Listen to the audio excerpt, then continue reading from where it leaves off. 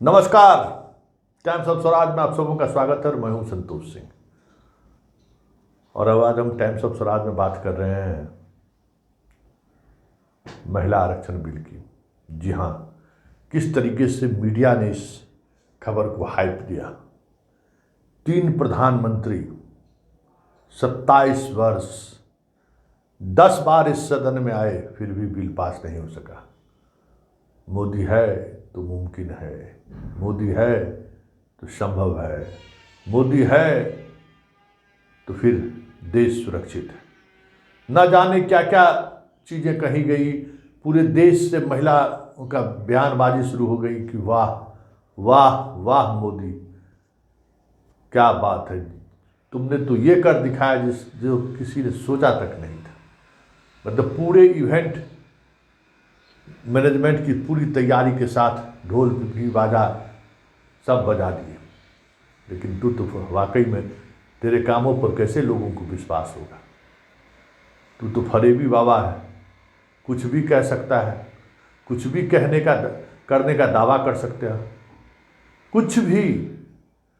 और देखिए, ऐसा नहीं है कि पॉलिटिशियन जनता को बेवकूफ़ बनाता है, लेकिन कोई भी पॉलिटिशियन जनता को बेवकूफ़ समझने का भूल नहीं करता है। तो जब इस फरेबी बाबा पर आप जब नज़र डालेंगे तो इनके हर काम में आपको नज़र आएगा कि ये आदमी जनता को बेवकूफ़ समझता है। उसको लगता है कि हमारे सामने में जो है सो कोई काबिल है ही नहीं, और हम में इतनी काबिलियत है कि 140 करोड़ जनता को हम बेवकूफ़ बना सकते हैं।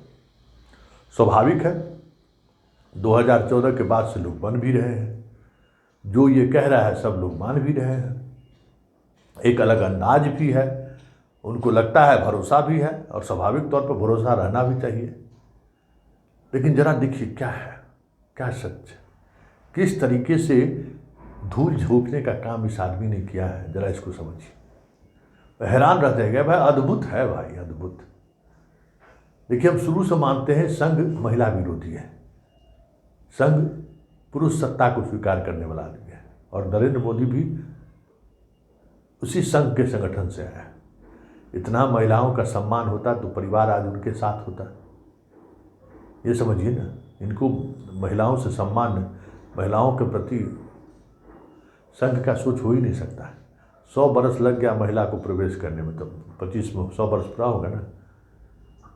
ये इनके अंदर में वो जो बात कहते हैं ना, सनातन में जो महिलाओं को लेकर जो बाद के दिनों में कई अध्याय जोड़े गए, उसके नुमाइंदा हैं ये लोग।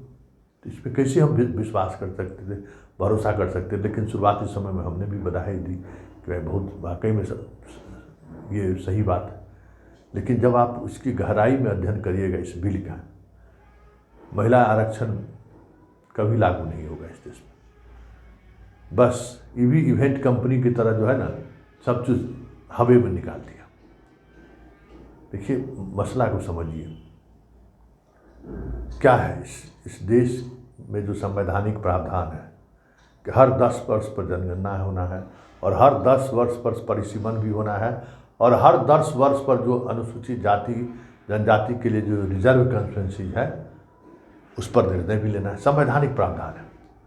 लेकिन हो क्या रहा है, 1951 में परिसीमन कमेटी की गठित हुआ, 1952 में हुआ, 1962 में हुआ, 1972 में हुआ, 10-10 वर्षों पर होता रहा। लेकिन 1972 के बाद एक बार 30 साल बाद 2002 में परिसीमन हुआ। मतलब 82 में नहीं हुआ, 92 में भी नहीं हुआ, 2003 में 2002 में सीधे आकर हुआ। 30 वर्ष तक परिसीमन का काम नहीं हुआ। अब आप सोच लीजिए, तो ये क्या कहें कि महिला जो आरक्षण लागू होगा परिसीमन के बाद होगा। जो जनगणना हर 10 वर्ष पर होता था, वो जनगणना 2021 में होना था, तो कोरोना के बहाने ही टाल दिए। अरे 22-23 2 साल था ना बचा, अब आपको करना नहीं चाहिए ना, लेकिन आप जनगणना नहीं कराए। क्योंकि जनगणना करा लेते तो आज लोग सवाल करता ना कि परिसीमन क्यों नहीं कराए, या परिसीमन को लेकर आप इतने ज़्यादा महिला को देने का विचार रखते हैं तो आपको तो दे देना चाहिए था, लेकिन आप तो दिए नहीं। तो ये सारी चीज़ें प्लान करके करते हैं। देखिए, संघ और का जो प्रयोगशाला है ना, लेबोरेटरी, वो इस तरीके का प्रयोग करता रहता है। और हमारे फरेबी बाबा वहीं से निकले हैं, तो उनको पता है कि किस तरीके से फरेब करना है। अब बताइए, क्या ढोल पिपी बाजा लेके सब जगह एकदम जबरदस्त कर दिया। अब बताइए, परिसीमन होगा, परिसीमन होने के बाद लागू होगा। और परिसीमन में इस बार जो कहा जा रहा है कि जनसंख्या के आधार पर हम सीट बढ़ाएंगे। अब बताइए कि सीट बढ़ाएंगे, वो प्रक्रिया चलेगी। उसके बाद इसको राज्य में भी लागू होना है, विधानसभा में। तो 50% संविधान संशोधन के बाद 50% राज्य के द्वारा, राज्य के विधानसभा द्वारा अनुमोदित होगा, तभी ये बिल पारित होगा और तभी ये बिल कानून बनेगा। अब बताइए, मतलब आप तो आधा पे ही छोड़ के चले गए। अभी आपकी सरकार है, आप उसको पास करवा देंगे सभी राज्यों से। उसको लेकर तो आप कोई भरोसा भी नहीं दे रहे हैं कि हम राज्य में भी इसको लेकर जा रहे हैं, या कोई तैयारी भी नहीं है। किसी नेताओं ने ये बातें नहीं कही, क्योंकि नीयत आपका नहीं है। पिछले 13 वर्षों से भारतीय स्त्रियां अपनी राजनीतिक जिम्मेदारी का इंतजार कर रही हैं, और अब उन्हें कुछ वर्ष और इंतजार करने के लिए कहा जा रहा है। कितने वर्ष? 2 वर्ष, 4 वर्ष, 6 वर्ष, 8 वर्ष? क्या भारत की स्त्रियों के साथ बर्ताव उचित है? भारतीय राष्ट्रीय कांग्रेस की मांग है कि यह बिल फौरन अमल में लाया जाए। लागू तो करेंगे नहीं, तो इनको जो करना था, एक हो जाना चाहिए था 21 में, हर 10 साल पर होता था, तो हो नहीं रहा है। तो इसलिए उसमें अपना डिले कर, तो इसको हमेशा समय पर होना चाहिए। और दूसरी बात है कि उसमें हमने कहा है कि उसमें जाति आधारित भी सबका जनगणना कर लीजिए। ये हम लोगों का डिमांड है, वो तो भी हम ऐसे डिमांड किए, लेकिन हम सबको बता रहे हैं ना, देख रहे हैं महिलाओं के लिए कितना किया।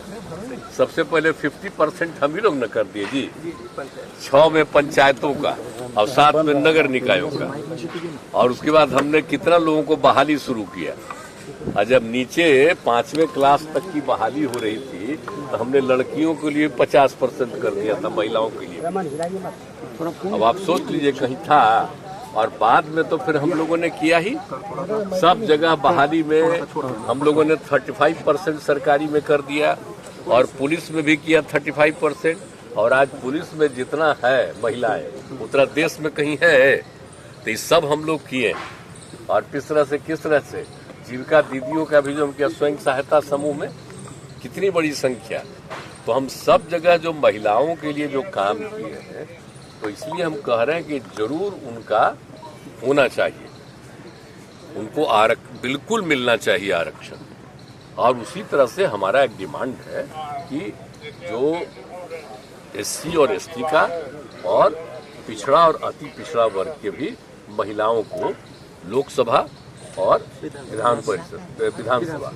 विगत 70 सालों में माननीय प्रधानमंत्री जी ने महिला आरक्षण बिल को सदन में लाया, और 27 साल पहले कांग्रेस ने लाए थे और उन्होंने पास कराने का हिम्मत नहीं किया, दोनों सदनों में बहुमत के बाद भी।